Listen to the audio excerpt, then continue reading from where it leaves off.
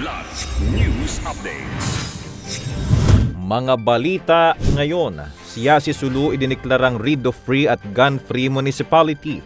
Ikatlong impeachment complaint laban kay VP Sara Duterte isinampa ng ilang religious leaders. Ashfall mula sa Bulkang Mayon naitala sa Kamalig at Ginubatan, Albay.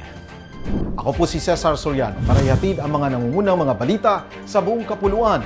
Ngayon, Isang mahalagang tagumpay para sa kapayapaan ang naganap sa Sulu matapos na opisyal na idineklara ang bayan ng Siyasi bilang rido-free at gun-free municipality at peace-centered community noong Pebrero 8, 2026. Sinagawa ang deklarasyon sa Laminusa Island Covered Court sa Barangay Kongkong sa pangunguna ng 11th Infantry Alakdan Division sa pamamagitan ng 104th Infantry para sa Bayan Battalion, katuwang ang lokal na pamahalaan ng Siyasi at ang Sulu Police Provincial Office. Ang deklarasyon ay pinagtibay sa pamamagitan ng Municipal Resolution na binasa ni Vice Mayor Arnar Shrif M. Muksan. Dumalo sa programa sina Major General Leonardo Peña, Brigadier General Alaric Avelino de los Santos at Lieutenant Colonel Roy Dalumpines kasama ang mga lokal na opisyal, barangay leaders at ilang religious leaders. Binigyang diin ng mga opisyal na ang tagumpay na ito ay bunga ng pagkakaisa, tuloy-tuloy na dialogo at aktibong pakikilahok ng komunidad.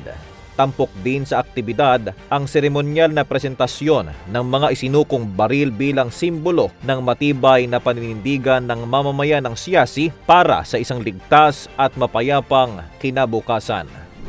Sinampahan ng ikatlong impeachment complaint si Vice President Sara Duterte sa House of Representatives ngayong araw, Pebrero 9.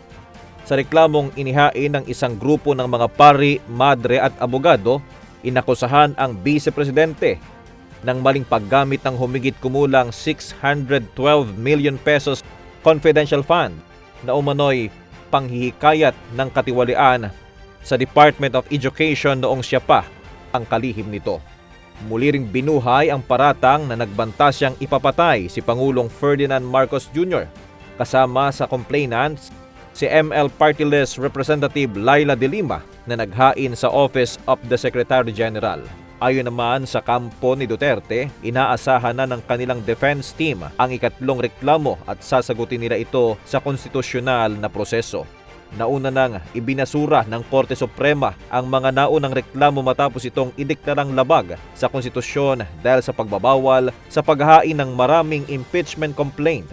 Sa loob ng nakararanas ng ashfall ang ilang barangay sa Kamalig at Ginubatan, Albay matapos makapagtala ang Bulkang Mayon ng pinakamalaking pyroclastic density current o ozone ngayong Lunes, Pebrero 9 bandang alas 10:35 ng umaga. Ayon sa ulat, umabot sa humigit kumulang 4 na kilometro ang tinatahak ng PDC pababa ng Miisi Gully at lumikha ng halos 1 kilometrong taas ng kayumangging ash plume na inanod patimog kanluran dahilan sa ashfall sa mga karatig barangay.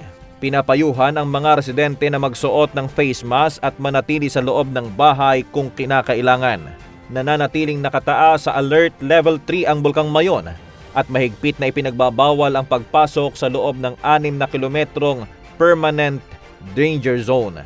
Para sa Kidlat News Channel, ito si JP Adaw, nag-uulat.